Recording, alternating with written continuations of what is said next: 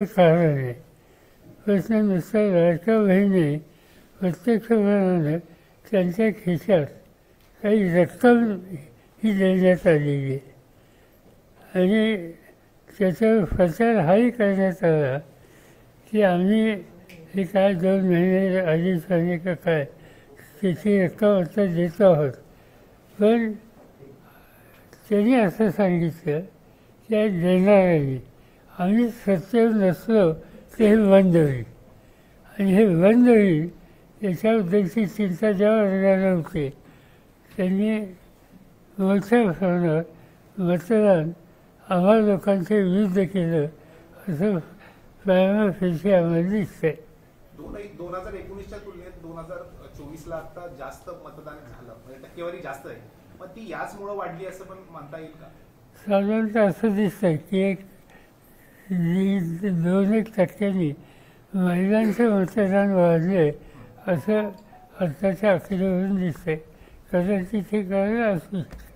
लोकसभेमध्ये ज्या पद्धतीचा निकाल लागलेला होता, महाविकास आघाडीला जो फायदा झालेला होता, ज्या जागा आलेल्या होत्या, त्यानुसार त्यावेळेला जी एक जनतेची महायुतीवरती जो असलेला रोष आहे तो रोष अजूनही तसाच आहे, असा काही ग्रह निर्माण झालेला होता का? त्यामुळे प्रचार यंत्रणा कमी राबवली गेली का? मग असं दिसत नाही. ही गोष्ट खरी आहे की लोकसभेच्या निवडणुकीमध्ये ज्या प्रकारची भूमिका महाराष्ट्राच्या जनतेने घेतली त्याच्यामुळे थोडंसं आम्हाला लोकांच्यात एक अधिक विश्वास होता.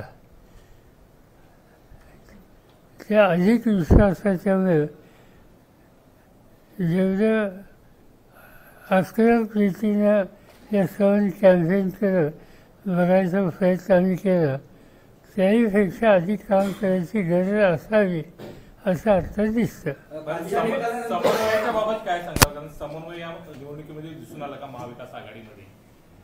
त्याचा काही फारसा परिणाम झाला.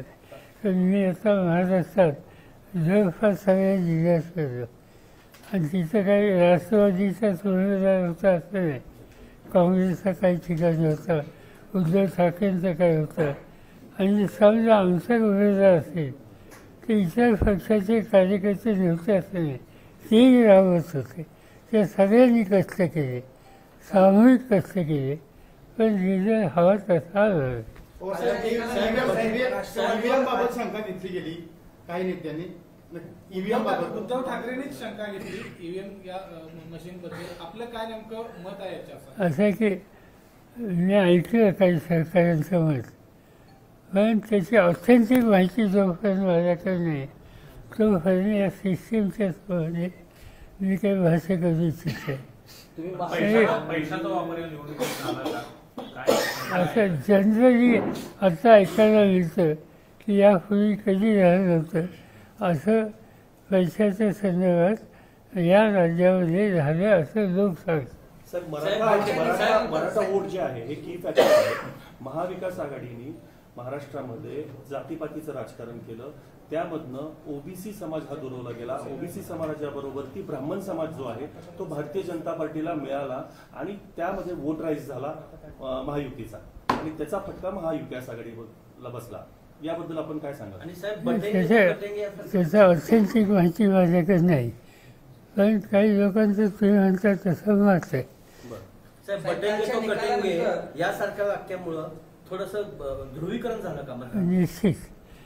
निश्चित हे जे उत्तर प्रदेशचे मुख्यमंत्री त्यांनी जे भाष्य केलं त्याच्यामागं ध्रुवीकरण व्हावं असा दृष्टिकोन फायमाफेशी दिसतो. राष्ट्रवादी आमची खरी अशी अजित पवार गटाकडून दावा केला जातो. त्याची कथा असं आहे की त्यांच्या जागा जास्त आहेत, ही गोष्ट अमान्य करण्याचं कारण आहे. पण राष्ट्रवादी हा पक्ष त्याचा संस्थापक कोण आहे हे साधारणतः महाराष्ट्रात माहीत असावं. बारामतीकरांनी लोकसभेला तुमच्या पारड्यात यश टाकलं आणि आता विधानसभेला खूप मोठ्या प्रमाणात अजितदादांच्या पारड्यात टाकलं. असा बदल नेमका का केला असावा बारामतीकर? त्याचा बघायला कालच गरज घडली, गेल्या चौकशी करावंच लागेल. तर महायुतीबाबत असलेली नाराजी आपण लोकसभेला योग्य प्रमाणात मांडू शकला त्या सगळी इंडिया आघाडी, मात्र ती विधानसभेला मांडायला कमी पडलात का? साधारणतः आमच्या सगळ्या सहकाऱ्यांनी कार्यकर्त्यांनी